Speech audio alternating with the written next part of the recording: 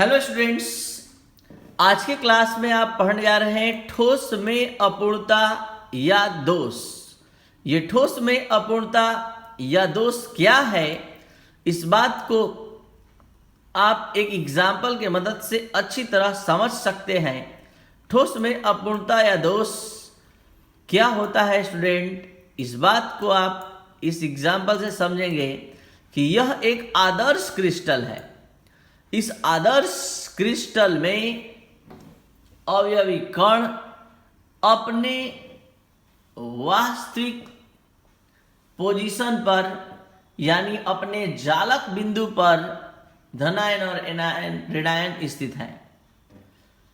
इसमें से कोई भी स्टूडेंट, कोई भी अवयवी कण अगर जालक बिंदु से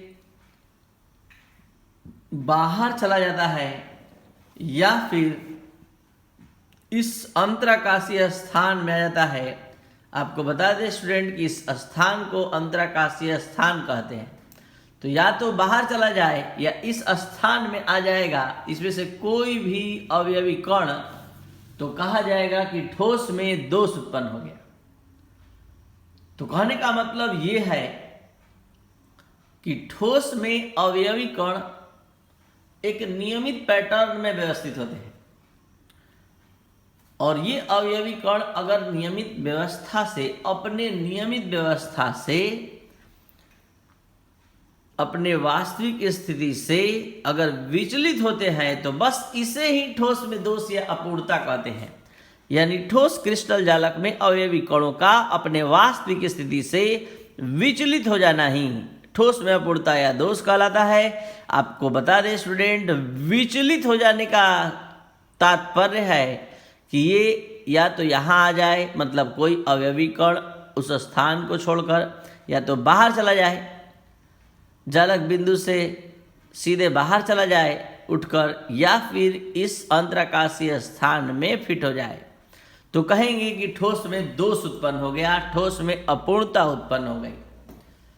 अब आपको बता दें स्टूडेंट कि ये ठोस में अपूर्णता या दोष जो है दो कारणों से उत्पन्न होती है। पहला है ताप। तो 0 केल्विन ताप पर स्टूडेंट बता दें आपको कि क्रिस्टलों की ऊर्जाएं न्यूनतम होती हैं और ऐसे क्रिस्टल जिनमें अपूर्णता नहीं होती है आदर्श क्रिस्टल कहलाते हैं। जैसे कि ये एक आदर्श क्रिस्टल है और 0 केल्विन ताप पर सारे अवयवी कण अपने वास्तविक स्थिति पर स्थित हैं।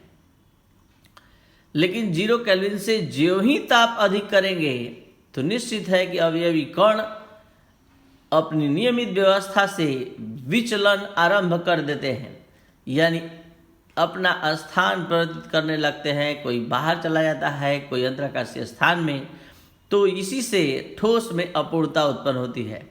तो पहला कारण ठोस में अपूर्णता का स्टूडेंट हुआ ताप, और दूसरा है अशुद्धियों की उपस्थिति।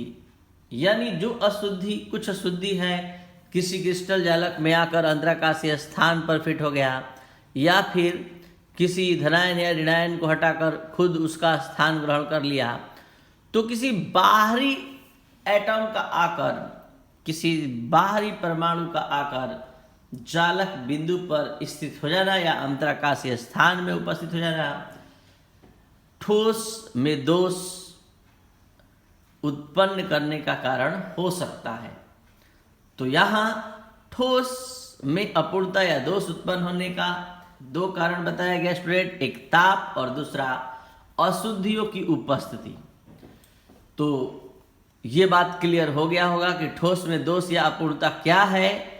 जैसे ये स्टूडेंट लास्ट बार क्लियर कर लीजिए कि जैसे ये एक आदर्श क्रिस्टल है, इसमें सभी धनायन या ऋणायन जो भी अपने जालक बिंदु पर एक नियमित पैटर्न में स्थित हैं, एक नियमित सजावट में व्यवस्थित है।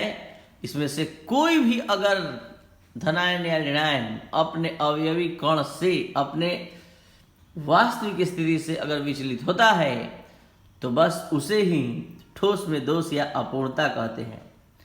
तो ये एक आदर्श क्रिस्टल था स्टूडेंट। अब जैसे जैसे आप आगे देखेंगे, जैसे देखिए यहाँ पर से धनायन गायब हो गया, यहाँ से ऋणायन गायब हो गया, तो निश्चित तौर पर नो डाउट इस ठोस में दोष उत्पन्न हो गया। या फिर स्टूडेंट यहाँ से उठकर धनायन यहाँ फिट हो गया, तो ये भी ठोस में दोष उत्पन्न होने का कारण है। या स्टूडेंट यह देखिए, यहाँ जालक बिंदु पर अवयवी कण है ही नहीं, तो ये है कारण ठोस में दोष का। यानी कहने का मतलब यह है कि किसी ठोस क्रिस्टल जालक में अवयवी कणों का अपने वास्तविक स्थिति से विचलित हो जाना ही ठोस में दोष या अपूर्णता का